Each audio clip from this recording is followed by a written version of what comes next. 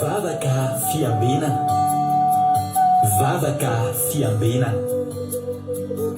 Arainao ny alatsinainy hatramin'ny zoma isaky ny amin'ny sivy sasany alina eto amin'ny pejy Andramoka Izaho Aky Radio. Vavaka fiambenana, vavaka fiambenana. Apokalipsy 1:20 ny andinin'ny faharoa. Ary nahita aho fa indro ny tanàna masina dia Jerosalema vaovao midina avy any an-danitra tamin'Andriamanitra, voahomana tahaka ny ampakarina efa miaingo eo amin'ny vadiny. Vavaka fiambenana, vavaka fiambenana. Arainao ny alatsinainy hatramin'ny zoma isaky ny amin'ny sivy sasany alina eto amin'ny pejy Andramoka Izaho Aky Radio. Vavaka fiambenana, vavaka fiambenana. Alleluia. Dia amin'ny fifaliana be indray raha vana malala no ianona amintsika amin'izao fotoana izao a. Faly be indray tena komena aminao eto androany anatin'izao fandarantsika vavaka fiambenana izay raha amin'ny fandarana Andramoka Izaho ny Aky Radio a. Dia mpikambana anatin'ny vavaka ato anatin'ny groupe izay maresy a. Dia isika mianakavy arabaina daholo a. Dia tonga soa indray amin'izao fandarantsika izao izay fampaherezantsika eto amin'ity androany ity. Mahereza tahin'ny tompo fiadanan'ny tompony ho amintsika tsirairay avy ary matoky somina fa ifampaherezana antsika amin'ity androany ity. Raha androany ianao vao tonga miaraka aminay dia miarabanao manokana ary tena tonoko aminao mihitsy ny fahasoavan'ny tompo be dia be amen'ny fiainanao a. Ary teteny aminao koa hoe raha androany ianao vao tonga eto dia mifalia tsy kisendasendra ny atongavanao eto ary tsy tonga ho ampifendrofendrona ianao eto fa tena tonga ho ampaherezana amin'ny alalan'ny tenin'Andriamanitra. Ary matoky somina fa tsy avenan'Andriamanitra ho verimaina ny adiny iray sasany izay rahantsika eto izay afonao ianonao tenin'Andriamanitra. Ary raha alohan'ny atoranao mihaino tenin'Andriamanitra dia hiara atory amin'ny tenin'Andriamanitra ianao ary hiary fo amin'ny tenin'Andriamanitra indray ianao rapitso dia tena hoe ho tontolo andro tena ho feno hery ny tontolo andronao rapitso alina fifitsarana ny alinao amin'ity androany ity. Tahin'ny tompo ary isika rehetrarehetra tahin'ny tompo raha Baverika niditra volana teto androany dia menazy ireny tsodrano ao amin'ny Ezekiela Ezekiela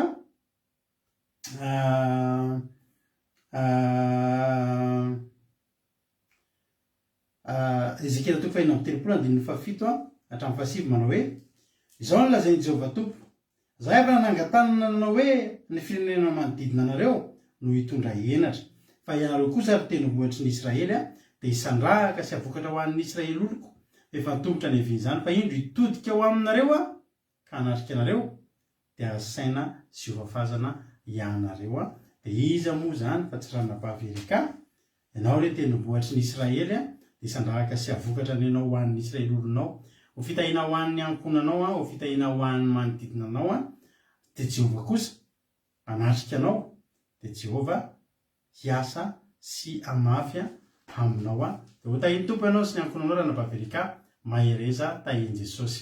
Mitsodrano Baverika Rodine Marie tahin'ny tompo, tonga soa Koda Léonie, tonga soa ihany koa Razana soa Sylvie, Mami Rodine Marie,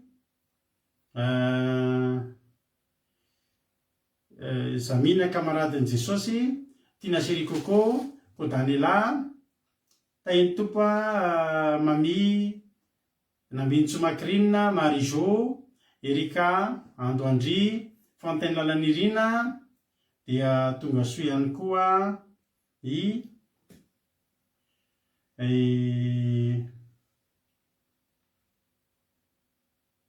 Angelina Diamant, Lazana Monica, tonga soa Sandola, Fontaine Lalanirina, Andoandry, Jonathan, tonga soa ihany koa itody Raolosoa, Bartel Aurélie, Felana Rakoto, tonga soa daholo, ny aina maheno soa, ny aingodinina Andrena Solo, Berthe Sava, ny aina maheno soa, Soa Meva, Lovlitina, Wendy, tonga soa daholo, Erika Raka, Jesosy Mpandresy, Ranabavy Miadio, Aimé Manambotso, Berthe Sava, Erika Raka.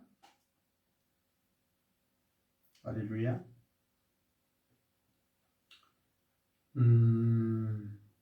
Rantarina Marie Charline tonga soa ihany koa, dia rahalahy Alain asany apôstôly, Ajesika Patitsy, Erika Tsisisorana, Yama, tainy tompo isika menakavy dia tonga soa ianareo rehetrarehetra mareta hatramin'ny farany. Androantsika dia araka amin'ny ranabavitsika Kôtaleonia, izy nivavaka fanombohana. Dia avetsika eny ten'Andriamanitra mahafinaritra be araka amin'ny ranabavy Andoandria, dia hivavaka firenentsika araka amin'ny rahalahy Alain asany apôstôly. Ndao alohantsika ameraka amin'ny fitopera-tan'Andriamanitra ndao hivavaka tsika dia avetsika hiditra amin'ny avotoatin'ny fandarana. Tainy tompo Samir Tansia, Palrery Tovo, Kadaka Malala, tainy tompo tonga soa ndao ary ranabavy Kôtaleonia anao ny fitenenana.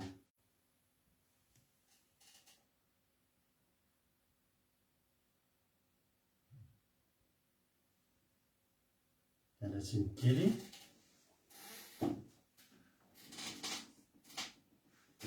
Ranabavy Kôtaleonia anao avy hatrany ny fitenenana.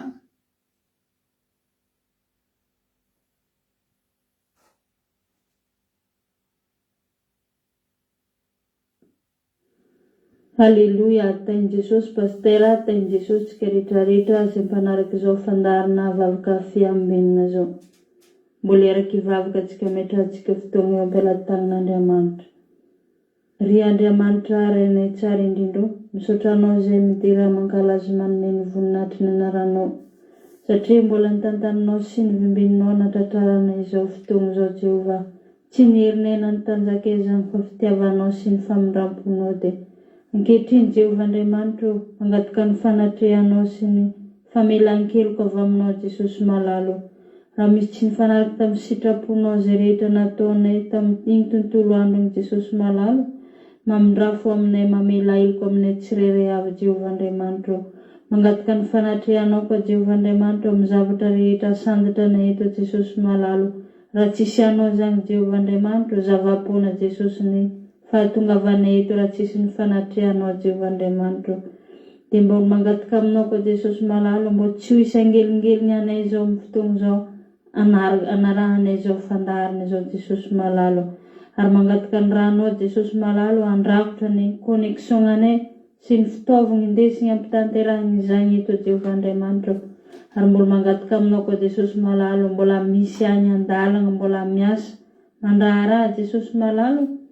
Ifainganohaingany dian'izy ireo Jesosy malalo, ary azavelo diso anjara amin'ny fanarahana anao Jehova Andriamanitra. Ary izay tsirairay avy Jesosy malalo, mba engany mba hitoetra amponay tsirairay avy ny zavatra sandatra eto Jesosy malalo. Mbola apetraka firampelan-tananao koa Jehova Andriamanitra, ny mpanomponao izara tenin'Andriamanitra eto Jesosy malalo, ary koa pastera amelabelatra ny toro-teny eny vavaka firenena. Jesosy malalo nitondra izara ny teninao eto Jesosy malalo, mba hitoetra amponay tsirairay avy izay manaraka eto Jesosy, azavela overmaigny sy andalondalo fotsiny zany aminay tsirairay avy Jesosy malalo. Dia apetraka firampelan-tananao izany vavaka zany. Misaotra Jesosy malalo, voninahitra ny ho anao iririana, fiadanana kosa ho anay tsirairay avy. Haleluia, amen. Haleluia, mankasitraka be dia be andranabavitsika Kôtaleonia isika tamin'izay vavaka fanombohana izay, dia Andriamanitra manankiram-pahasoavana amafitianao dia engany mba Andriamanitra tena hatsiaro anao ny amin'ny asan'Andriamanitra izay nataonao teto, dia izy anao malifitianao dia mifanantera amin'ny ankonanao tombositra dia mitombo fahasoavana ranabavy Kôtaleonia, dia tahiny tompo isika rehetrarehetra. Tahiny tompo ihany koa isika rehetrarehetra izay voaniditra ka tsy voaraba teo.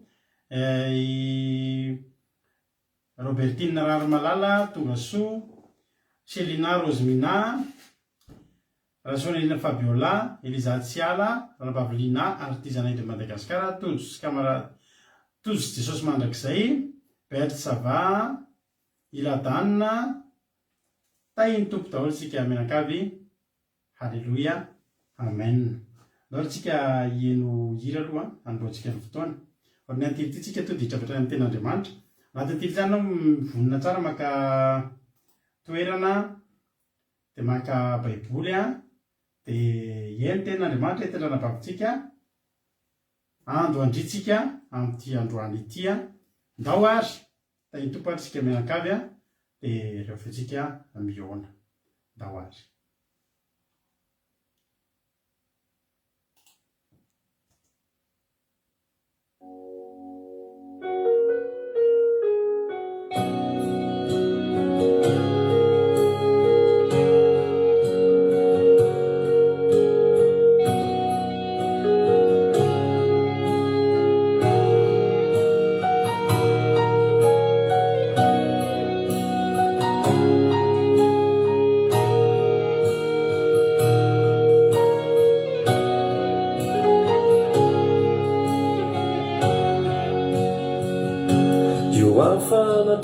Fanatrehanao Jesu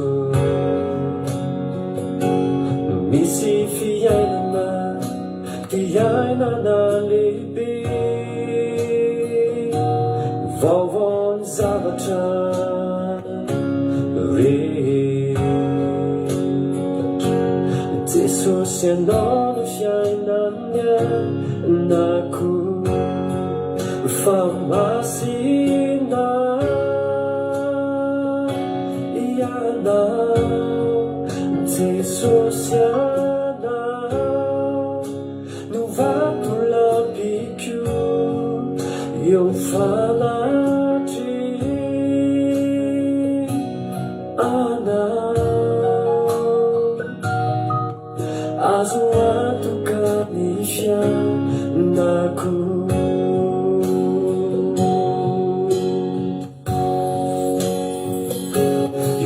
fanatrehanao Jesu no misy nifandriseko vaovao ny zavatra rehetra Jesosy ianao nifandriseko fanatrehanao Jesu misy fitiavana lehibe vaovao ny zavatra rehetra Jesosy ianao no fitiavako famasina ianao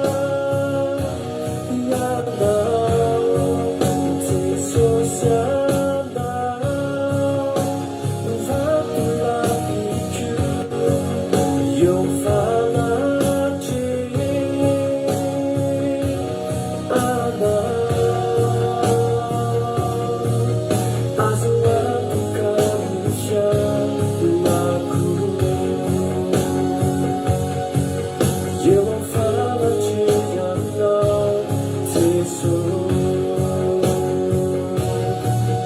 azo atoka misy nako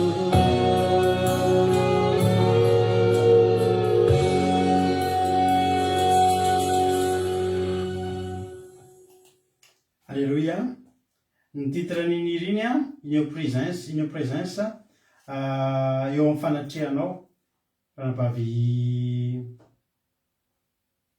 Union Présence dia zay hoe eo amin'ny fanatrehanao Israël mirana azy amin'ny teny anglisy io zany Union Présence dia avy eo eo amin'ny fanatrehanao zay titre raha hoe tapena fotsiny eo amin'ny fanatrehanao dia mitady any ambanimbany no mahita an'izy satria aloha mbola misy soratra zay hoe amin'ny teny anglisy hoe Union Présence.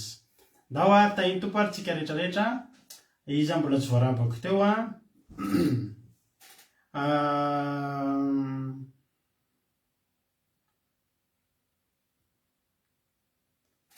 efa voarabako daholo kay halleluia ainareo ihany ny teo andao ary tsika hiditra amin'ny tenin'Andriamanitra andao a mpandrosotsika ny anabavintsika izay hitondra ny tenin'Andriamanitra manaraka dia ranabavintsika Androandry halleluia izy no hitondratsika anatin'ny tenin'Andriamanitra androany dia menofinaritra ary tsika dia rehefa avy eo aoriana ny toroteniny dia misaotra Sylvia tsara be le hira tiako be koa iny hira iny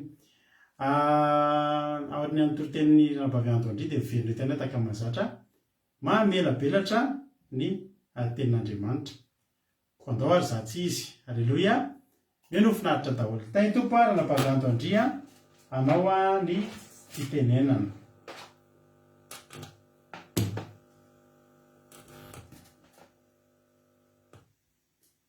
Jesosy pasteur tahiny Jesosy tsika menakavy eo ny loha hevitra izay fampizarantsika ny ry havana dia ny hoe manarina ny rava eo amin'ny fiainantsika Andriamanitra dia ary hovakitsika amin'ny anaran'i Jesosy Kristy ny Salamo 5:70.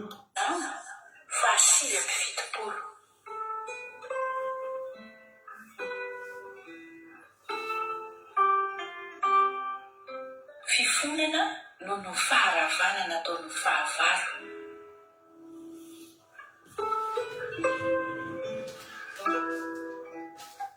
Andriamanitro, tonga eto milovanao ny jentilisa ka mandoto ny tempolinao masina sady nanao an'i Jerosalema ho korotam-bato.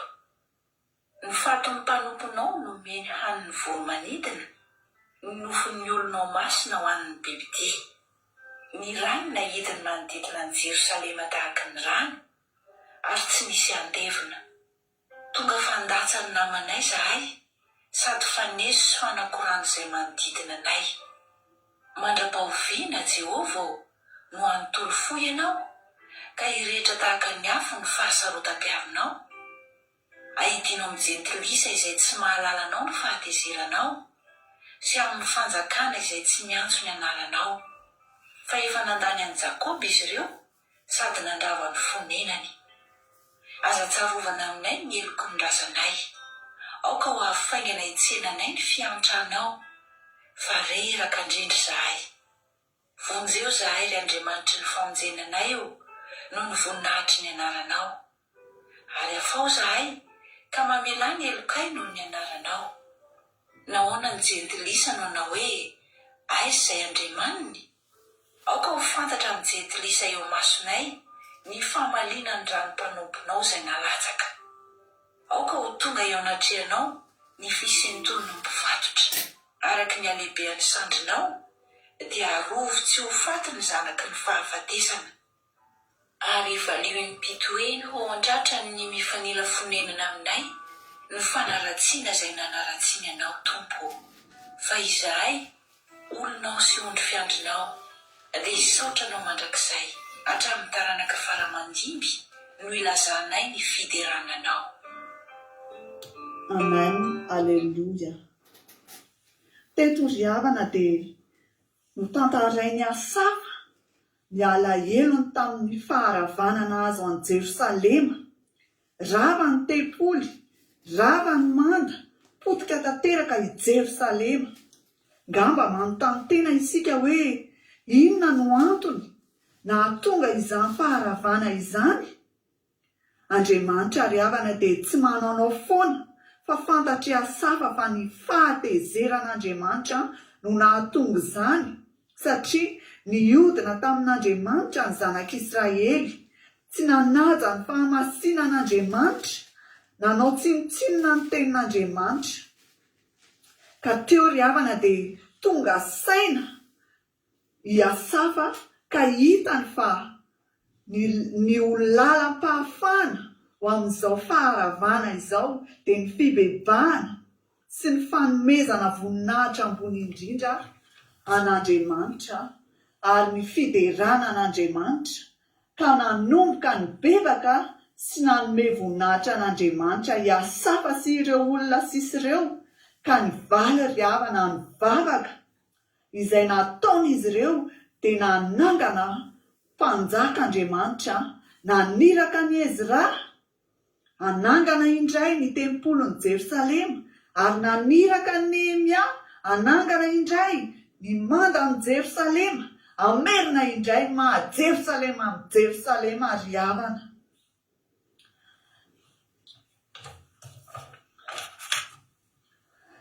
Noho izany ry havana dia na inona fampitehana na faharavana eo amin'ny fiainantsika tahaka izao faharavany Jerosalema izao, ngamba rava ny tempoly, rava ny manda, tsy misy intsony ny maha-Jerosalema ny Jerosalema eo amin'ny fiainantsika.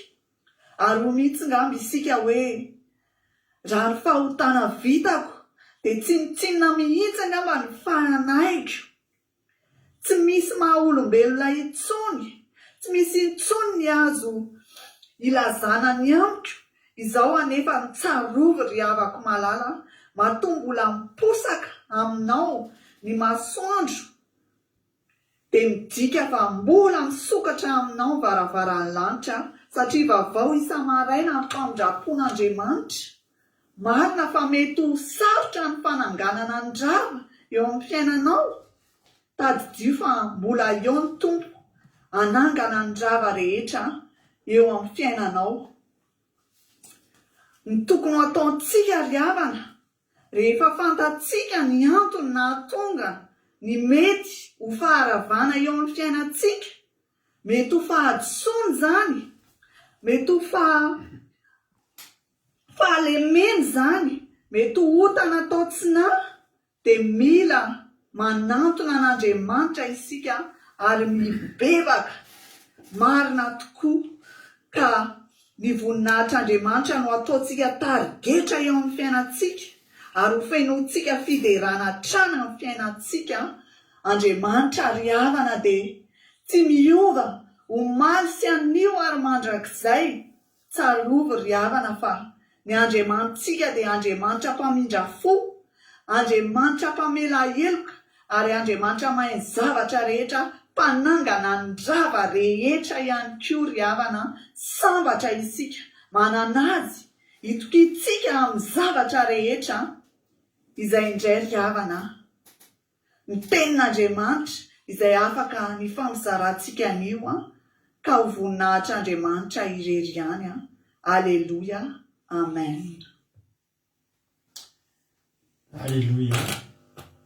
Mankasitraka ny fanavavitsika andro andritsika tanata izany toriteny mahafinaritra sady mirehatra tsara tokoa araka ny tenin'ny Lalatozy. Dia miarahaba ny mampionona tsika fa tsy voarava mampionona, dia tahiny tompo ihany koa isika rehetra izay vao niditra ely any amin'ny miaro ny aina,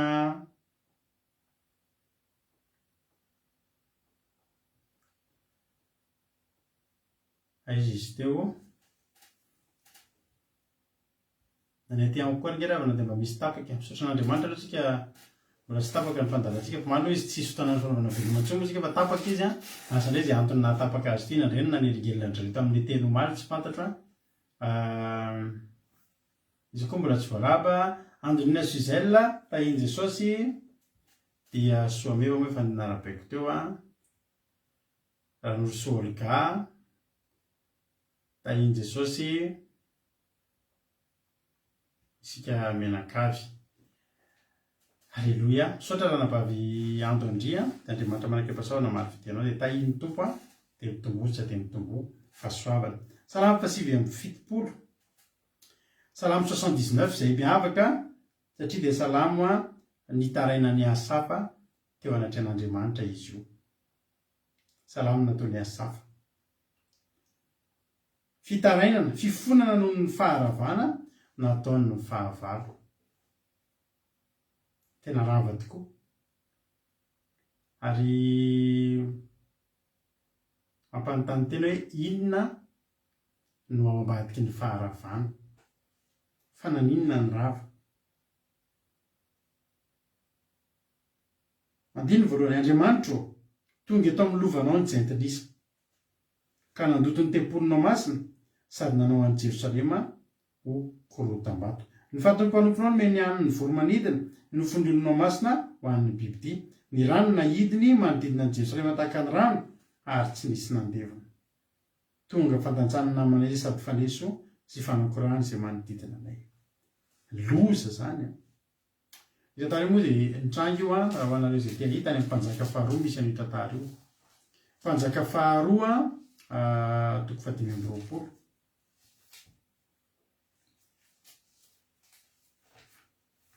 Mpanjaka faharoa toko 520 io tantara io. Ny andininy manomboka amin'ny andininy mpanjaka faharoa toko 420 andininy 720 hatramin'ny 720 dia mitohy amin'ny mpanjaka faharoa 520. Mpanjaka faharoa toko 520 andininy voalohany hatrany amin'ny farany hatrany amin'ny fandininy 730 io tantara io. Fa fampitinana fotsiny zany le ary amin'ny salamo 570 io a.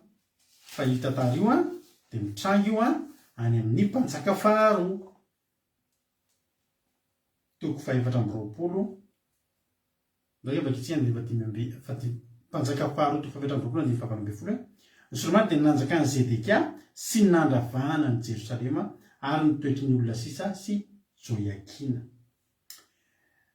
Iraiky amby 20 taona Zedekia fony izy vao nanjaka ary iraiky amby 20 taona no nanjaka ny tany Jerosalema. Ary ny anaran'ny reniny dia Amotala zanaka avy ny Jeremia avy any Libna. Ary nanao izay ratsy teo mason'i Jehova izy tahaka izay rehetra nataony Joiakima. Io no antony. Inona zany ny antony faharavana tary amin'ny salamo 570? Andriamanitra tsy mandravandrava fotsiny zany. Andriamanitra tsy mandravandrava fotsiny zany. Fa ao ambadiky ny faharavana tsy miteny aho hoe laforo a. Misy olona mandalo ady mamay fa tsy mitondra faharavana. Samy hafa ny olona mandalo ady sy mandalo faharavana. Azafady, samy hafa ny olona mandalo afo mamay fizahan-toetra isan-karazany sy ny olona mandalo kapok'Andriamanitra mitondra faharavana. Sadraka Mesaka sy Abednego izay niditra tao anaty laforo mamay avolazan'ny tena Andriamanitra fa mivoaka avy tao izy. Tsy nisy ny kaiko na ny volony, tsy mahay ny akanjony, tsy nisy fofona avokory azy izy. Zany hoe misy olona mandalo ady mafy be fa mivoaka avao izy jerena tsisy faharavana teo amin'ny fiainany. Tsy nitondra takaitra tamin'ile fizahan-toetra na fitsapana nandalovany izy. Fa eto tsy fizahan-toetra fa famaizana dia tena nitondra faharavana. Ole salamo 570 teo hoe tena lasa maninona izy le Jerosalema? Nanao an'i Jerosalema ho korotam-bato.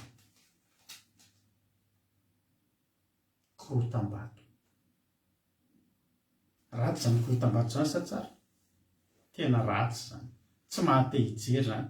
Tsy mahate honina zany. Tsisy olona te hitoetra any amin'ny korotam-bato zany laha tsy hoe mpiasa kariera nga. Hoe mpanao vato mihitsy ny asanao dia tia mitoetra any amin'ny korotam-bato ianao, manao gravillon ianao, manao vato ianao. Fa raha itsika rehetrarehetra tsisy te hipetraka any amin'ny korotam-bato zany. Tsisy te hipetraka any amin'ny korotam-bato. Nefa ny toeran'io dia toerana nahafinaritra. Tsy hangery havana malala rehefa miaraka amin'Andriamanitra manao ny sitrapon'Andriamanitra, manao izay tian'Andriamanitra, tsy apetraka Andriamanitra ny korotambata, fa omeny antsika ny fiainana mahafinaritra, fiainana mahateo-tia, tontolo iainana mahafinaritra. Mpanjaka voalohany nge jerentsika. Mpanjaka voalohany a toko 7, ny andininy voalohany ka hatramin'ny 7 ovakiko amin'ny anaran'i Jesosy. Mpanjaka voalohany a iverinay antsika ny amin'ilay mpanjaka faharoa teo, rehefa avy eo izay ny amin'ilay Salamy 7:70.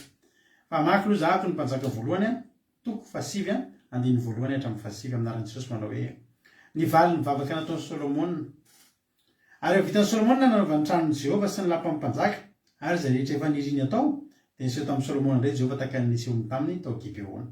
Ary hoy Jehovah taminy: efa reko ny vavaka sy ny fofonanao izay nataonao teo anatrehako, ko efa nomamasiniko ity trano nataonao ity mba hampitoerana ny anarako mandrakizay, ary ho amin'ity mandrakizay ny masoko sy ny foko.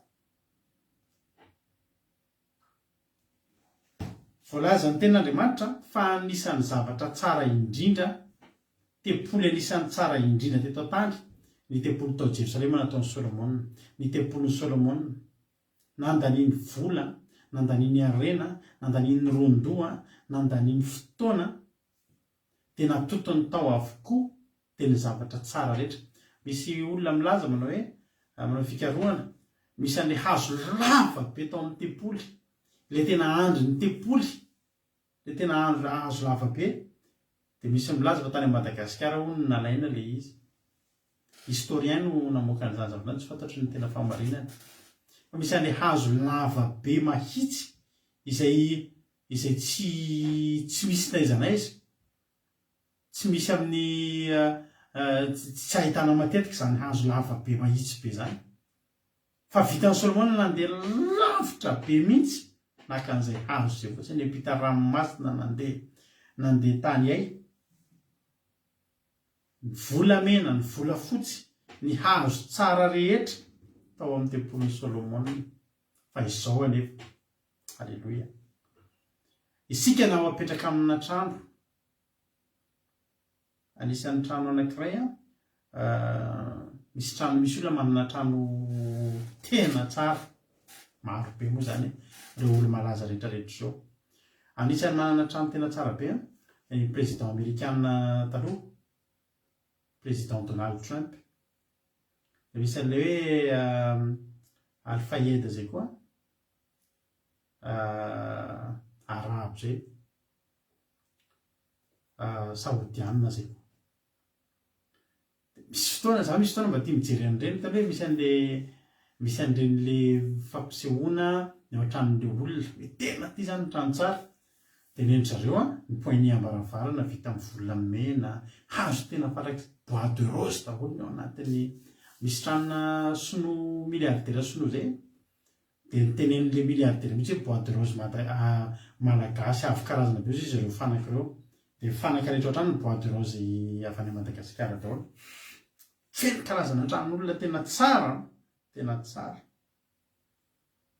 Fa za miteny anao, tsy voatery hisy fifaliana oriana ao anatin'ity tranontsika teo, anatin'ireny trano ireny. Resy lahatra amin'izany ianao.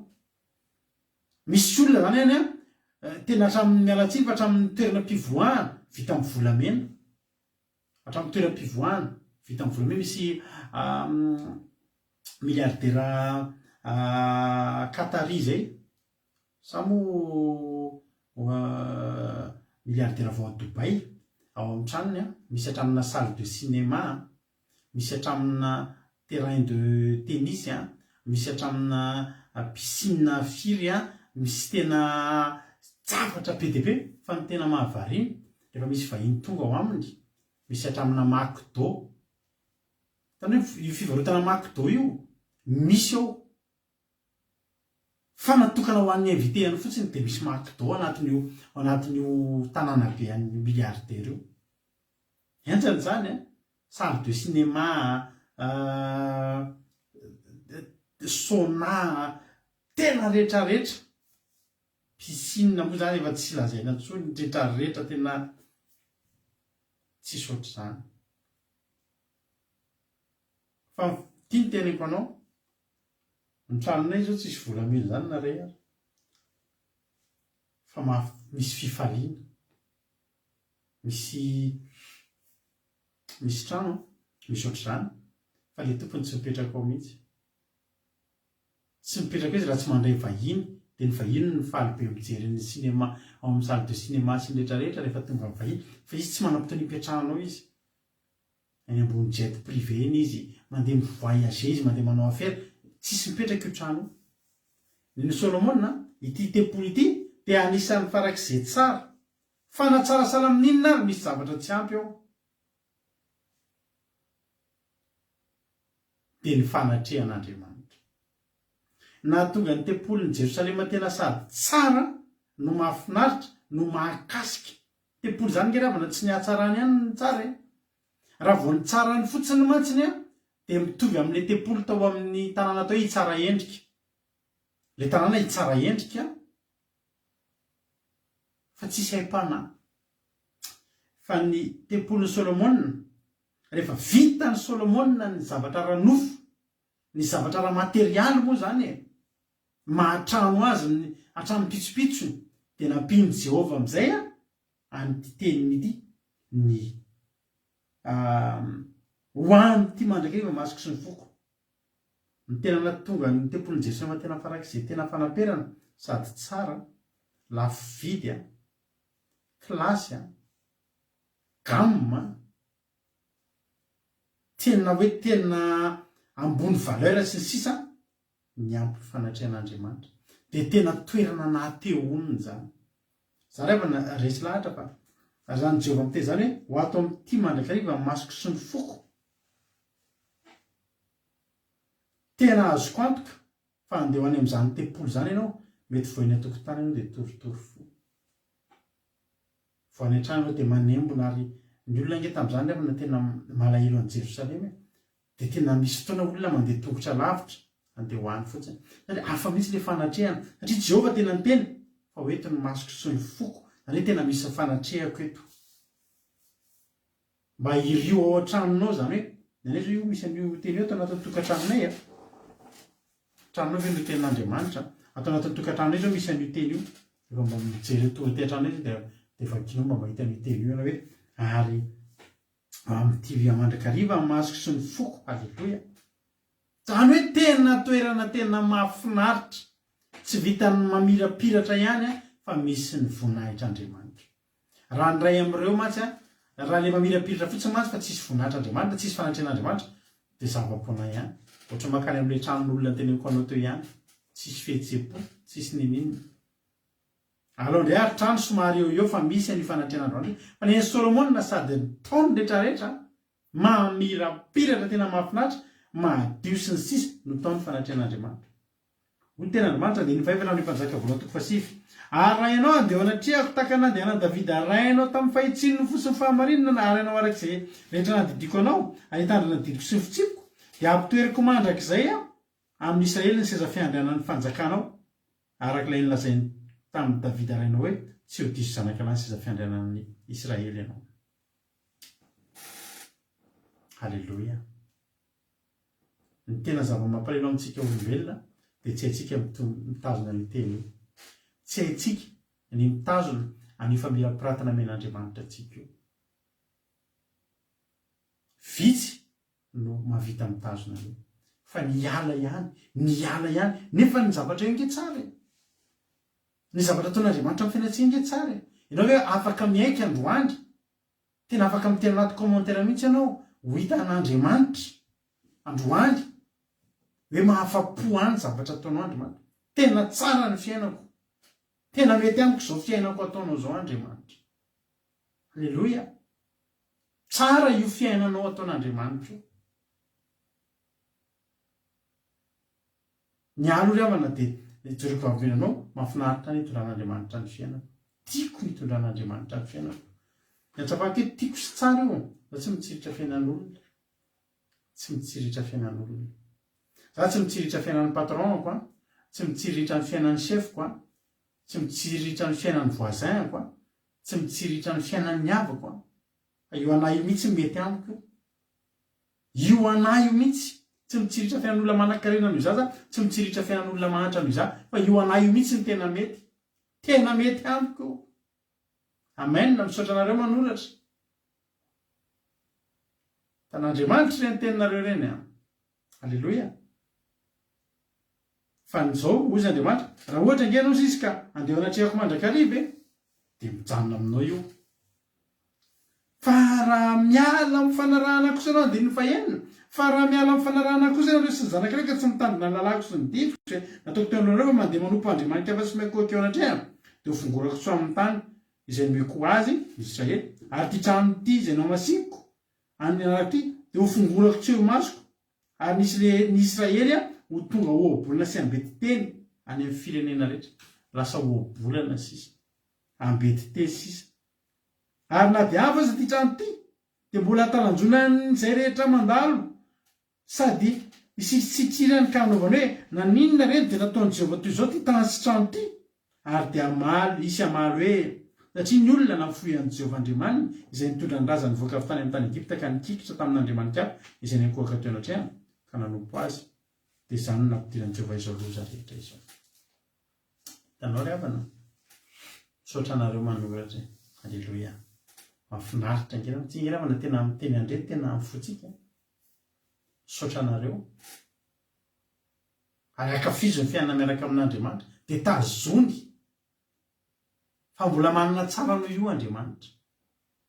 Mbola manana tsara noho io Andriamanitra omenanao. Fa izay ilay zavatra nampalahelo teo.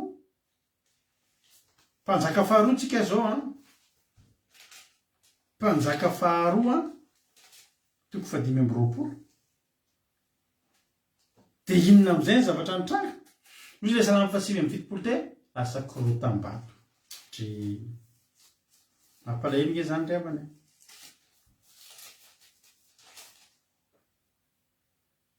Nanao an'i Jerosalema ho korotam-bato. Tonga eto amin'ny lovanao ny jentilisa, tonga ny jentilisa zany. Tena tonga nanao an'i Jerosalema ho korotam-bato. Mampalahelo zany ilay trano nafinaritra be miaraka amin'ny fanatrehan'Andriamanitra.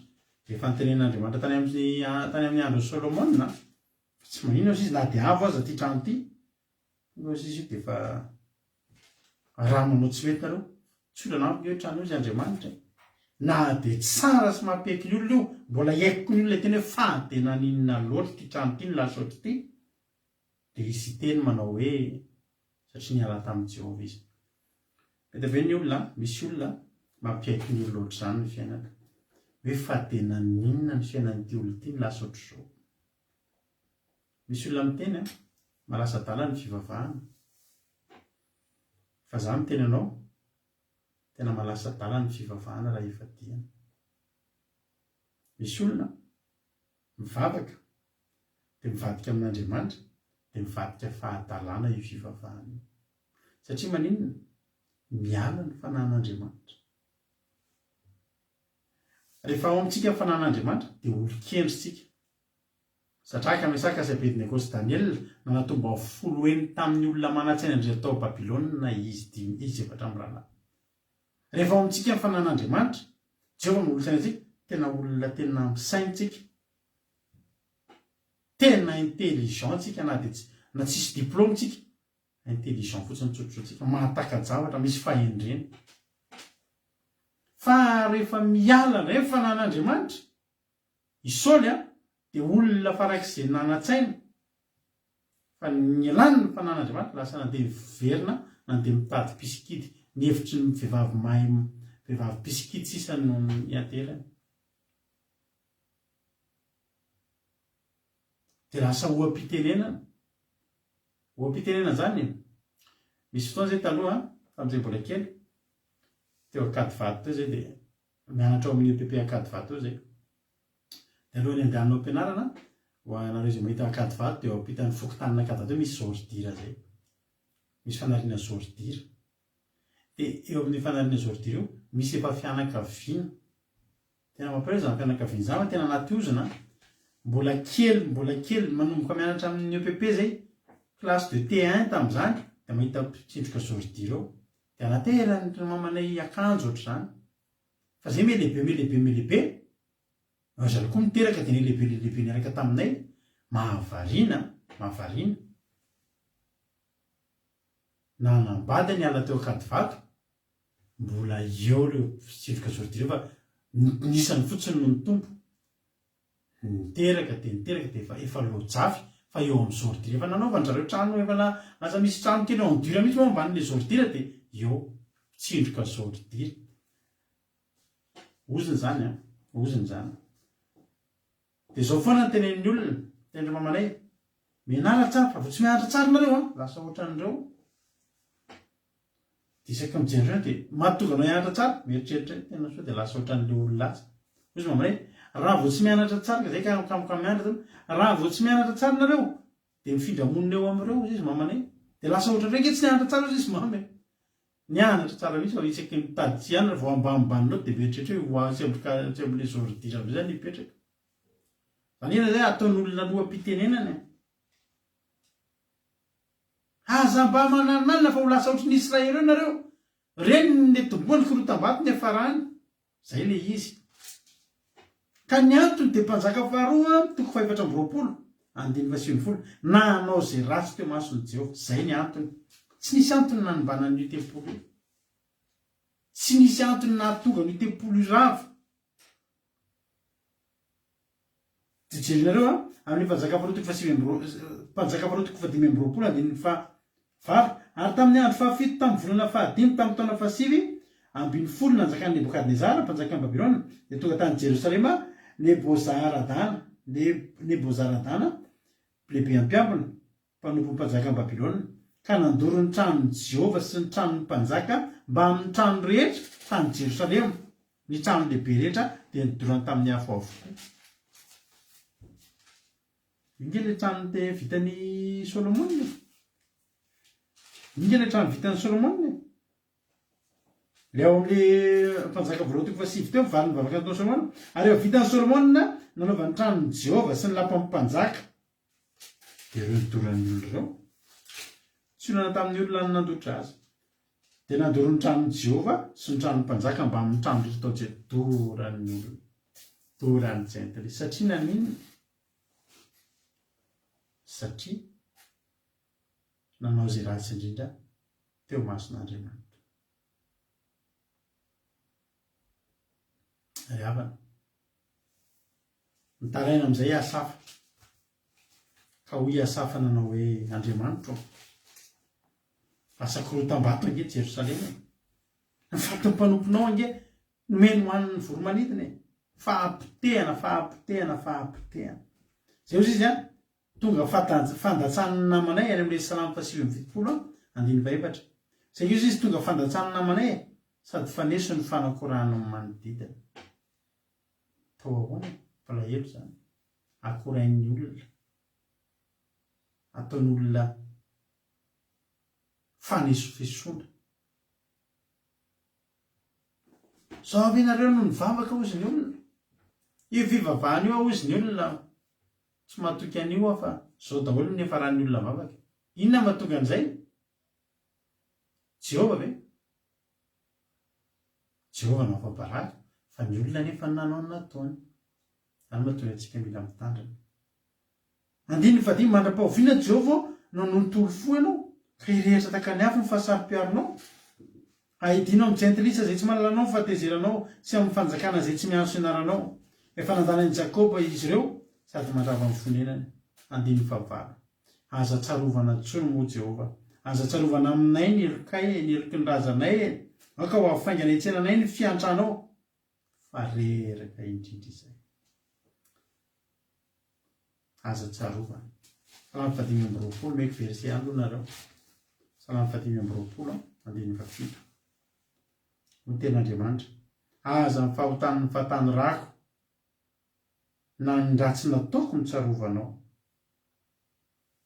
eto zany de mba miteny mihitsy ny Asafa hoe raha mba mety aza mba tsarovana moa Andriamanitra oka moa Andriamanitra efa ohatra sika avy nanao tsy nety taman'olona de voafainina am'le olona de voadetely olo de miteny oka moa rangaha marina tena alao rangaha zany hoany ary hoanina le fahavanareo tamin'ny any ohatra zany tsika teo rehefa mbola misotro misy any fivanazavana kely zay foana rehefa ny ampitso ahoana tsara le teninao tamin'ny aliny oka moa rangaha fa tena tsy tompony tena fa tamin'ny tena mama tamin'ny nefa ny mihitsy ny tena tao-potsika mantsy rehefa mivoaka ozy ny olona hoe aza tsarovana amin'ny eny elokao, aza tsarovana tena avelao ny fahotana avelao aza ny fahotany ny fahatany rako ny tsarovana Andriamanitra fa tena mbola tena tsizy atam'ireny fa zao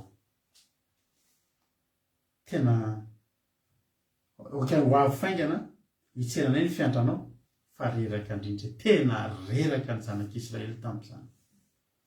Nefa tenen'Andriamanitra melory avana Deutéronomia any amin'ny Deutéronomia any dia efa tenen'Andriamanitra fa ho reraka. Deutéronomia 7:20 mizara roa mazava be mihitsiny. Deutéronomia 7:20 dia momba ny amin'ny fitahiana sy ny ozina. Fitahiana raha manao sitrapon'Andriamanitra, ozina raha miala amin'ny sitrapon'Andriamanitra. Deutéronomia 7:20 raha mihaino tsara ny feon'i Jehovah Andriamanitra anao ka mitandrina anaraka ny didiny rehetra izay andidiko anao anio dia manomboka ny lista. Azany Jehovah Andriamanitra ambony tahinana tanàna tahinana raha mivoaka tena tsara tahinana teraky ny kibona tahinana tsy tapitra mandra-patorany any amin'ny 420 fitahiana daholo hatramin'ny kibon'ny biby fiomponao mbola voata poketranao voata fanaova mofonao vao ny ao an-dakozianao ny tomobilinao ny tranonao ny vady aman-janako raha mihaino tsara ny feon'i Jehovah. Fa raha tsy mihaino kosa manomboka eo amin'ny 5:20 Deutéronomia 7:20 fa raha tsy mihaino ny feon'i Jehovah Andriamanitra kosa ianao ka tsy mitandrina araka ny didiny rehetra sy ny lalàna izay andidiko anao anio dia ho tonga aminao sy atratranao izao fanozona rehetra ao manomboka amin'ny 9:40 tompoko hatrany amin'ny 20 ozina daholo. Raha mpifandanjany reo dia foy le listan'ilay fitahiana 1 ka hatramin'ny 4 noho ny 4 hatramin'ny 7 dia mandreraka izany. Ena tonga n'ilay tanan'ilay olona tariny teny hoe tena Jehovah tena reraka indrindra izay satria normal na reraka zava-mandreraka daholo ireo tenen'Andriamanitra reraka.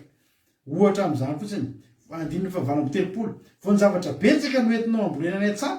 Deutéronomia 7:20 tsika izao 9:30 voany zavatra betsaka no entinao ambolenany an-tsaha fa kely kosa no angoninao. Mandreraka izany sa tsy mandreraka? Mamafy ray gony ianao mijinja ianao tapa-gony na mijinja ray gony ihany ianao fa ianao lany fotoana nanondraka na nisy zezika ny androrana ny aro anita amin'ny avandra rehetra fa zao betsaka ny nambolenao betsaka zany tsy male sara ny vidiny ny masokarena betsaka no ny volaniditra fa tsy tombony na nisy asa nataonao zany dia andeha ataontsika nandany 5 000 € ianao rehefa tao 5 000 € ny laninao teny tsemboka teny sasatra dia sisy matoa ianao mitsemboka sy misasatra dia manatena fa mba miteraka 5 000 € fanampiny dia 10 000 € no miverina zany mandeha nampiasa 5 000 miverina 10 000 tsy zany ve aloha ny tokony atao fa ina zavatra nitranga teto nampiasa 5 000 ianao reraka nandrisy ny herintaona mijinja avy eo ianao mahazo 4 000 ohatr' zany io fa raha petsany 5 000 ny verina fotsiny fa niazy iranao verimaina fotsiny mandreraka izany. Dia io ny ten'Andriamanitra voany zavatra betsaka no entinao ambolenany an-tsaha fa kely kosa ny angonao satria maninona lany ny valala ireny. Ianareo zany atsipoko ny teny raha misy aminareo tratran'izao zavatra izao misy zavatra ataonareo dia tsisy tombony mihitsy dia faty antoka fotsiny indray ary misy olona mihitsy ohatr'izany manana ohatra manana dadito nisy olona zay taloha nanana 100 millions izy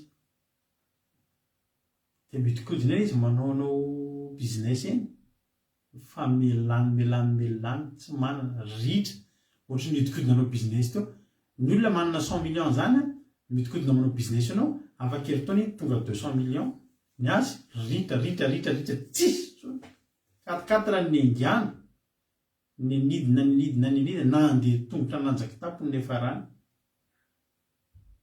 mampiasa volonareo menakavo ohatra mividy taxi be nareo resaka aminareo ny Madagasikara mividy taxi be vidina le taxi be dina atao le taxi be napiditra vola 5 millions nareo nandriny herinandro panina le tomobile mamboatra ny tomobile nareo herinandro lany le 5 millions de ohatrany tsy nisy zany de iverina iainga indray misy fotoana tafiditrosa mihitsy de inona ny ataonareo tsy mampiditra vola hoaninareo tsy fa mampiditra vola anefana trosa de tady dio ty teniko ty misy valala ao misy ny atao hoe valalam-pandany ao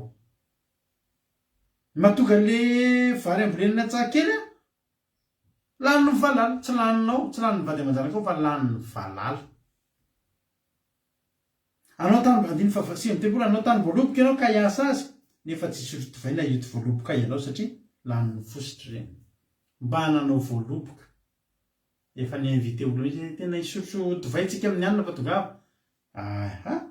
mifositra ny ninana azy tao hanana azo oliva amin'ny taninao rehetra ianao nefa tsy ositra diloilo fa hitsana ny olivanao iteraka zazalasa zazavavy nefa tsy hoanao rehefa ho lasa kobabo ny azonao sy ny vokatry ny tanao rehetra ho laniny valala ny vahiny ao aminao izy sandratra ho ambony de ambony noho ianao fa ianao kosa hietro ambany de ambany izy ampisambotra anao fa ianao kosa tsy ampisambotra azy izy ho lohany ianao kosa ho rambony zany ry havana sampanya tamin'le voalazany salamo fa 5 tena reraka zany hoe tsy areraka ozy ianao normal ve asapa raha miteny hoe tena Jehova reraka indrindra izay satria nina natonga an'le reraka niala tamin'Andriamanitra andiny fa 5 salamo fa 5 tsy vojery zay ry Andriamanitra ny famonjenanay eo no ny voninahitra naranao ka ary afao zay ka mamelany elokay no ninarao nahoana ny jentilisa no anao hoe aiza zay Andriamanina teny misy ny olona tamin'izany aiza ny Andriamanitra reo aiza Jehova zao ve fiainanareo fa nina tsy atsony Jehova misy fotoana nge fiainantsika avana jereny olona tsy mivavaka aiza ny Andriamanitra reo zany mahatonga tsika nareo azo tsika tsy mahazo manao mampalahelo eny amaso olona tsy mivavaka zany raha mandalo ady ianao mba mandalo fizahantooetra ianao iareto ry havana tsika aza mba manao mampalahelo eny amin'ny olona tsy mivavaka zany fa inona ny ataon'ny olona antareo fa aiza ny Andriamanitra reo aza manao mampalahelo eny amin'ny tsy mivavaka zany aloha manao mampalahelo eny amin'ny samy mivavaka samy mafantatra hoe tena mahereza anao lalava tena mandalo any fa manjary manala baraka ny Andriamanitsika zany ozy ny olona hoe za aiza ny Andriamanitra ao nga tsy natsony Jehova inona vavaonareo zaho tena sady tsisy volana marary ny tena volana fa aiza ny Andriamanitra reo ozy ny olona ny ataotsika milamo aleloia na misy tsy milamo mary tsy hoe mandainga amin'ny finoana tsy milamo mio androany fa milamo mio rapitso hoe aleloia Jehova Andriamanitra nge miaraka amintsika fa manjary lasa ataon'ny olona iny lasa ataon'ny olona esoeso teny sy latsain'ny olona fotsiny hoe nahoana ny jentilisa nanao aiza ny Andriamanina aiza ny Andriamanitra ao zany aleloia salamo 2:20 misy azany teny zany salamo 2:20 amin'ny versianareo tsy indrindray eny any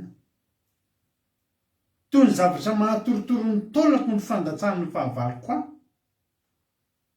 tena nalahelo ny kora hita tamin'izany fotoana zany ary tena torotoro mihitsy ny tolana ozy ny olona ka hoy izy izandro aiza zay Andriamanitra ao no latsalatsain'ny olona ny kora hita tamin'izany fotoana zany satria tapasaraka tamin'Andriamanitra ny alan'Andriamanitra ry havana de teny aminao androany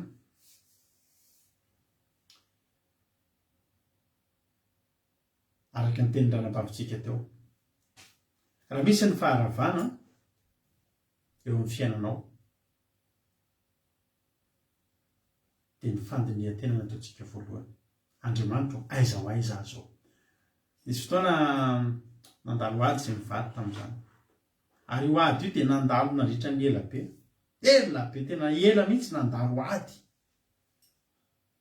tena hoe nandalo ady mafy inona ary ny anton'izao nefa raha ny mivady dia zao hoe andosika hanao alimbavaka androany na hanao alimbavaka izay mivady mifandray tanana eo am-pivavahana tompo inona no ataonay inona no antony izao raha misy tsy nety Andriamanitra ampahafantaro anay hibebahanay eto anatrehana tena ny bebaka tena nitady hoe inona tamin'izay izay mivady ozy nareo samy mipetraka eo manao alimbavaka dia samy maka taratasy maka kahie dia samy mitadidy dia manoratra mety le zao angambany tamin'ny anina koa tsika le zavatra otrozoko ngamba nety namparianandreo dia lisy tena teo parain'ny andro hoe inona ary mety zavatra tena mety mbola mamparian'Andriamanitra tamintsika ty azonao tomponge zany ravany zany hoe fandinihan-tena samy nareo tamin'ny kahie zay mivady samy manana ny kahie zany dia efa neny a le anina iny koa ngamba tena dia efa mitonga zay ndao ndray hivavaka atsika dia ndao hibebahany hoe tompo fona raha ty zavatra ty vitanay mavaka samy maka kely indray moa sao te mba le ohatry zao sao te mba tsika verenana daholo verenana nijerena daholo ny zavatra hoe tao ambadika izany misokatra ny lalana raha ianao zany tratra n'izany zavatra izany mandini tena androany dia jery hoe inona raha misy ny faharavana dia teteny aminao a fa misy koa ny fananganana ary marina mihitsy ny fariezy rasy ry Nehemia inona ny anjarasany tao am-baiboly nanangana indray zany hoe nanangana ny manda efa rava zany hoe ny manda teo nisy aloha fa rava dia ny anjarasany ry Nehemia tsy nanangana vaovao fa nanangana ny efa rava raha misy ny rava eo amin'ny fiainanao Andriamanitra ne andefa Nehemia Andriamanitra ne andefa anjely Ezra anorona anay izay rava teo amin'ny fiainanao ny ataonao androany ianao tsy mahorona nininina amin'io e tsy ahorona nininina amin'io ianao andao atao hoe ianao le Jerosalema zasy ianao le Jerosalema nahafatifaty beraka le tentsika tany voalohany nahafatifaty sady maty eo ty mahafinaritra mihitsy ny fiainanaovan'Andriamanitra ny fiainantsika fa korotam-bato izy ankehitriny Jerosalema ve nanangana anazy Jerosalema tsy nanangana anazy nataony Jerosalema natsangany Solomona izy aloha ny fiainanao zany zao natsangany ny anjery Solomona aloha dia nitsofin'Andriamanitra rano dia aveo tsy ataoko hoe ianao e ataoko hoe isika aveo isika naninona nanao zay raha tsy vita teo masony Jehovah dia inona ny zavatra mitranga rava indray fiainantsika ankehitriny tonga korotam-bato dia inona ny ataony Jerosalema ve mahay maka ny vato aminy dia manangana miandry anizy indray nandefasan'Andriamanitra ny Nehemia nandefasan'Andriamanitra ny Ezra ozy raha navavy andro hoe tsy mora ny miverina manangana ny efa rava raha manangana zavatra mbola tsy isy mety fa ny manangana ny efa rava zany sarotra za taloha nanao niazako teto andafy teto mpamboatra ordinateur tablette dia izao izy io misy karazana technicien be dia be zany misy afrikana misy zareo tavaratra reo misy gasy be dia be koa be dia be ny gasy technicien eto amin'ny Frantsa dia ny tena olana amin'ny asanay io raha ohatra hoe misy asa andefasana anay ordinateur simba na tablette simba ka vo izahay nikitika ny voalohany milamina tsara fa ny tena zavatra sarotra ohatra efa nisy technicien hafa nandalo io nanao an'io dia tsy vitany dia ianao ny atsoina fanondroany amin'izay amelona amboatra ny zavatra io no tena sarotra satria nahoana mahatonga ny sarotra na ny visy rehefa tsisy mandeha any amin'ny laoniny tsony misy olona tena mbola tsy mahay an'izy dia visy io mantsy misy hoe visy lava dia visy fohy dia visy fitsaka dia misy fotoana visy lava be iny alefanao any amin'ny tsy tokony dia mivoaka eny amin'ny plastika na ordinateur eny dia le manao an'izay zany na ny visy tsisy mandeha amin'ny laoniny misy fil any tsy hain'le olona dia apetapetany amin'ny zavatra tsy tokony izy dia ny manamboatra ny sarotra lavitra zany ohatr'izay mihitsy le manda zany raha manao manda voalohany ianao tsy maniny ianao manao fototra ianao manaingy azy fa le misy an'izy efa rava ianao ny anarina an'iny tsy mora nefa ny namorana sarotra tsy Jerosalema nanao azy tsy Jerosalema nanao azy fa i Nehemia no nitarika ny olona. Alleluia. nampahery ny olona andeha amboatra ny manta, anangana ny manta. Hoy ny ten'Andriamanitra maranako azy, lasa ny fotoanantsika sa mbola tsy lasa, any amin'ny Agai. Ohatsika hijery Agai. Alleluia. Hijery Agai tsika.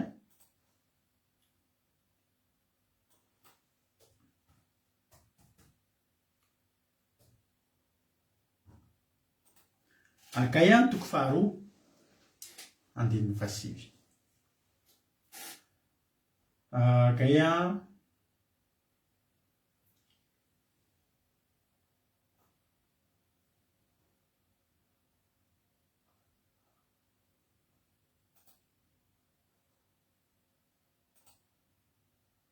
Agai 2:2-5 amarana antsika azy. Mety sady mijery iratolotra anareo eto rehefa avy eo. Alleluia. Agai a 2:2-5 no amarana antsika ny ten'Andriamanitra. Raha ny ten'Andriamanitra manao hoe andiny favalo, Agai 2:2-5 manao hoe any volafotsy hoy Jehovah tompony maro, any volafotsy, any volamena hoy Jehovah tompony maro. Ny voninahitra ty trano ty any am-parany dia ho lehibe noho ny tany aloha hoy Jehovah tompony maro, ary eto amin'ity firenena ity no hanomezako fiadanana hoy Jehovah tompony maro. Toky omen'Andriamanitra antsika izany ry havana. Tena ohatrany tsy mampino hoe io trano io ve mbola hiverina, lasa korotam-bato io ve mbola hiverina. Tena indray tokoa ny zavatra jerentsika dia ny zavatra efa teo sarotra amintsika manadino an'iny hoe hafa ihany le taloha. Mahay izao ny rovan'ny Manjakamiadana. Namboarina ny rova, nandaniana vola be, fa mbola mety anareo hoe hafa ihany le rova taloha, le hazo tamin'izany, le rafitra tamin'izany. Za rehefa mihaino hira dia anisan'ny faran'izay tena tsy azo azoko mihaino hitanareo ohatra hoe hira efa nisy dia elaela teo izy dia novain'le tompony. Novain'le tompony le hira dia lasa misy misy an'le hira le ohatran'ny ovaina le tsy le izy eo mba mieritreritra hoe hira anaraka an'izy novainy lasa ohatra hoe inona re zany hoe tia zazany Jesosy nay. Dia ty heriny me malaza le olona tia zazany Jesosy nay teo. Tsy azo azoko mihitsy ny aloko le taloha, le hira taloha le tamin'le nitiavoko fa le ovaina io zany tsy mba le artiste aza mba ovaina le hira fa ino mba nakasika ny fony iny efa hainay le feo mangovotra izy ino izy le misy ohatrany tarina ohatrany manany alao le taloha ihany, le taloha ihany tsovy zany zay salina zao ry havana. Ny ten'Andriamanitra ny voninahitra ty trano teny am-parany any dia ho lehibe amin'ny tany aloha. Zao zany inona moa no natonga ny lasa korotam-bato e? Tsika niala tamin'ny nanao izay ratsy indray teo masony tsy eo, tsika niala tamin'ny fanarahana an'Andriamanitra. Dia inona zany ny ampiverina no hitsangana? Isika miverina amin'Andriamanitra. Ary inona ny natonga ny tena mbola ho tsara noho ny tany aloha, ny fanoratenantsika tany aloha mbola tsara lavitra noho ny taty aoriana. Ianao ve androany a voninanao dinga hoe tadidio ohatrany ahoana ny fanoratenanao taloha? Ohatrany ahoana ny fanoratenanao taloha? Tahiny tompo raha avaka nanapa mbola tsy narabaiko anao teo. Takiny ahoana ny fanoratenanao taloha? Takiny ahoana ny fanompoana an'Andriamanitra taloha? Variny ianao adioninao rava korotam-bato zao ny fiainanao. Azakivy fa hoe zany dia hanompo devoly amin'izay fa tsy tafatsangana tsony ty. Mbola ho tsara noho ny tany aloha. Voninahitra ty trano teny am-parany dia ho lehibe noho ny tany aloha ny ten'Andriamanitra. Amin'ny anaran'i Jesosy raha vonona ianao androany za Jehovah hiverina. Tena teneniko anao androany Andriamanitra aniraka anjely spécialiste amina reconstruction, alléluia, spécialiste amin'ny fananganana indray hidina anangana indray ny tempolinao, anangana anao indray Jerosalema dia ho lehibe noho ny tany aloha, ho lehibe noho ny tany aloha ny voninahitra ao aty am-parany aty. Hitahin'ny tompany antsika rehetrarehetra azakivy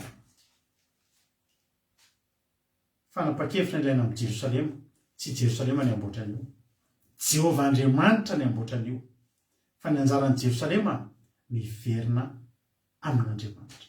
ianao nge zany Jerosalema zany za nge zany Jerosalema zany andao tsy andro mety io fiainantsika io raha eo amin'ny miainana fiainana mety azakitia azatsika no mandeha matoa responsable matonga ny korotam-bato azakitiana mety io fa raha efa lasa korotam-bato ndao everina fa ho averin'ny Jehovah io amin'ny anaran'ny Jehovah tena ho averin'ny Jehovah izy fa za malaelo an'io ianao ho tainy tompany antsika rehetrarehetra misaotra nanambavy antondrisika nitonan'izany izy zany andeha hanao isika dia hivavaka rehetrantsika ao arin'izany.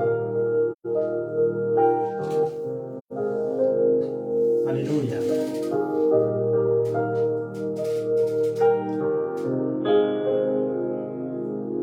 Fantatro fa dia ianao na mandalo mafiaza.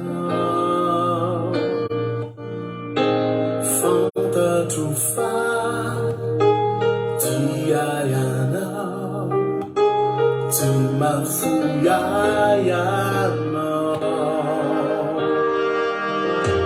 Fantatro fa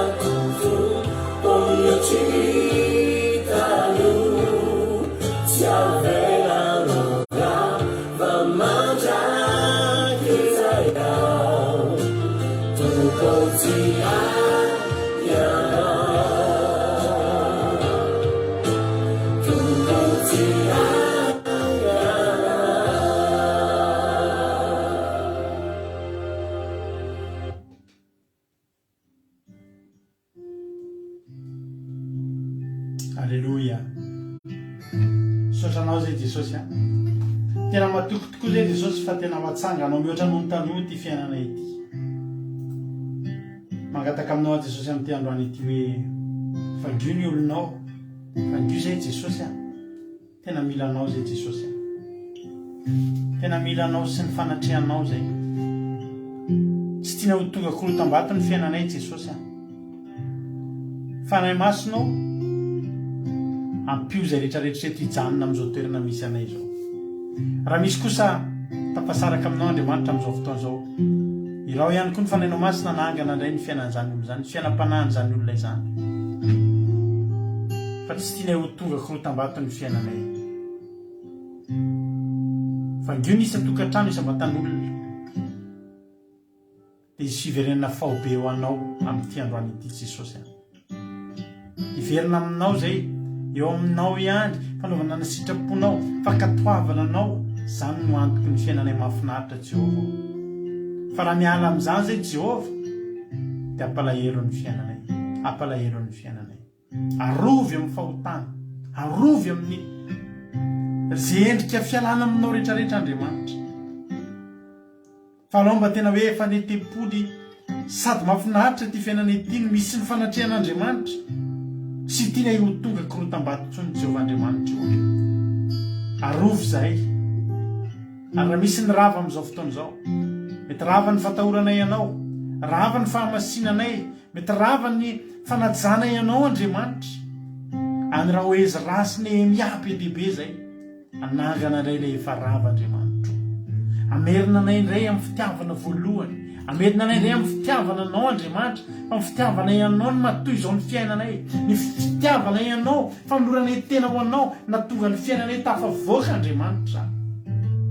Ho anao aneny voninahitra, ho anao aneny voninahitra. Tario zahay, tamtanao amin'ny sandronao mahery mahagaga, dia ho tapaverina aminao Andriamanitra tsy toy.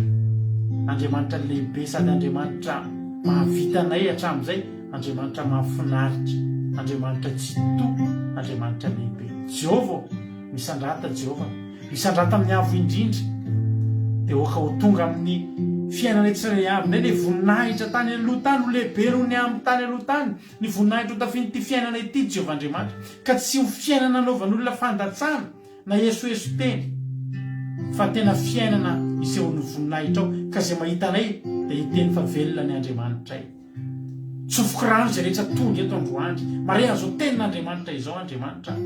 Tena hoe ho fiainana igaganin'ny olona, ampioraka ny olona fa velona ny Andriamanitra ay, fa tsy fiainana andatsan'ny olona anay hoe aiza zay Andriamanitra ireo olona ireo.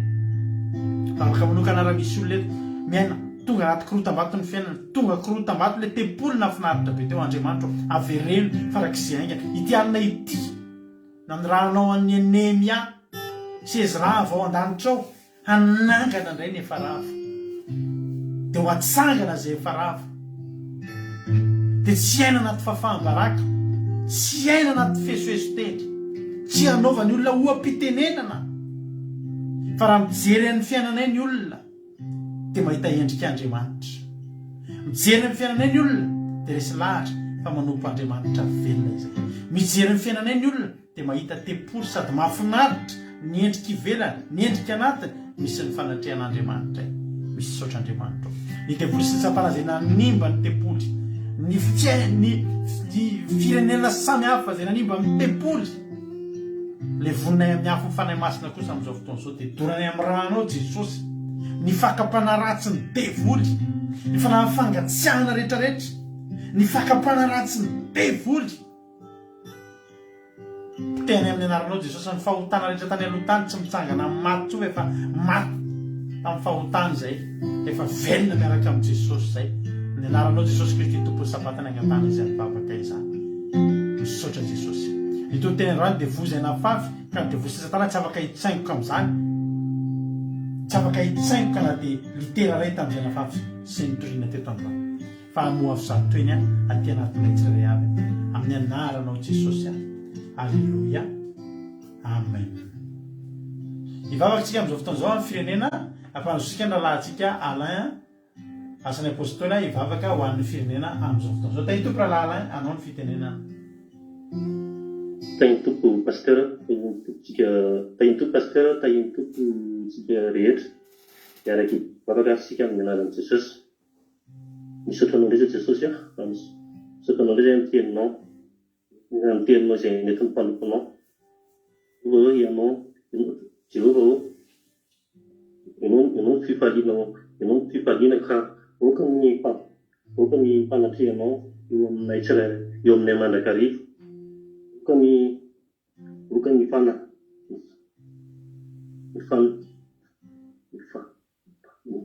fanatrehanao hitoetra anatinay mba nananay fahendrena amin'ny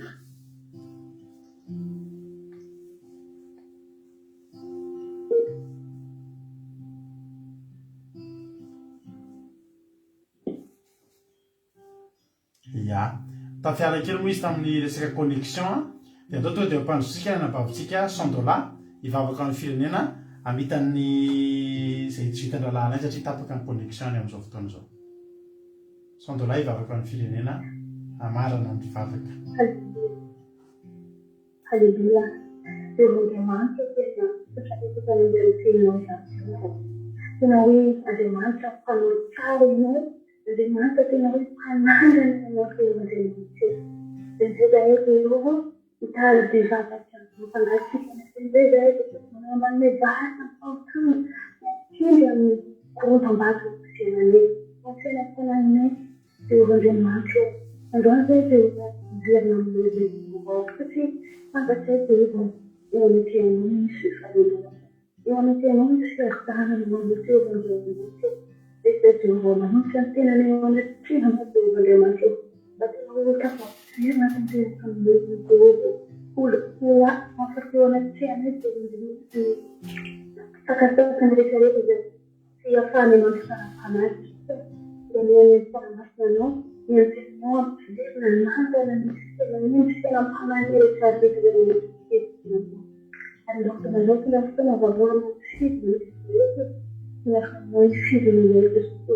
Dia zavatra fotsika misy fidiny Jesosy vokatra fankatoavananao vokatra ny familatirana aminay Jesosy. Mariazy mangataka tena trehanao Jesosy.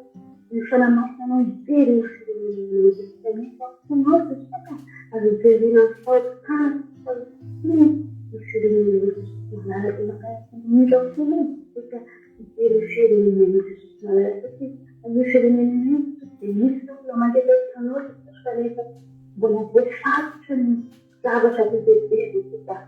Androany Jesosy mahalala dia anao any an-kafa motipotika ny hozona rehetra apitra amin'ny firenena Jesosy. Mitanjena miara-pamanona izay amin'ny rehetra afaka izeniko anao ny kanto satria dia nandro Jesosy hahazoana ny fiainanao dia mitondra fiadahana amin'ny fiainanao Jesosy. Dia trehanao ny firenena Jesosy. Dia mitafona Jesosy malaza andrako ny firenena Jesosy malama tena mitondra fomba tena firenena aminay bebe ny vavaka amin'ny firenena malaza mba tsy ho anarana foana ny fambasinao hoe anisany firenena taratra efa firenena dia Paola efa firenena tonga ny malaza Madagasikara mihitsy tenay manaova io fahasalama zavasary sanoda fotoana androany izay rehefa rahakefa izay rehefa anatrehana hoe anatrika ilay rehetra anesensena foana ny fitraponao fahanesana satria voninahitra vera laza voninahitra ao anareo. Alleluia, misaotra azy menadatsika tanatin'izay vavaka matsiro izay nentina namaranana ny fotoana zay vavaka ho an'ny firenena. Tapitra eto fantaratsika ho tainy tompo any nareo menada nareo efatra menada moa zany Koda Leoni, Andoandry, Ralahalin ary Ranabavy Sandola tamin'ny fandraisana anjara teto androany. Dia Andriamanitra manankirepasaona maly fitenareo dia tahiny tompo fa soavana tsirairay avy. Dia misaotra nareo rehetra ihany koa izay tonga nanatrika teto androany. Raha mbola sy tonga amin'ny ran'anitra Jesosy ka tahiny tompo sa mbola velonana sy matsatsika. Rapitso amin'ny sivy maraina miaraka amin'ny mampioneto nareo anatin'ny vavaka maraina ary ao alinan'izany dia rapitso amin'ny sivy rasasa taka amin'ny mazatra miaraka amin'ny tena keto nareo ao anaty vavaka fiambenana. Samy tahiny tompo verina amin'ny ny fiainanao hitombo ny voninahitry ny fiainanao voninahitra Andriamanitra ny fiainanao. Samy tahiny tompo akiradio.radio12345.com akiradio.radio12345.com afahanao mihaino mionjaka akiradio mandeha andro manalina misy totenzaka ny adiny telo amin'ny ray amin'ny efatra ny fito amin'ny folo maraina rapitso amin'ny folo maraina averinao mifandarina amin'ny ray amin'ny efatra ny fito hariva ihany koa. Samy tahiny tompo mahereza dia bonne nuit daholo samy tahin'Andriamanitra isika rehetra. Amen.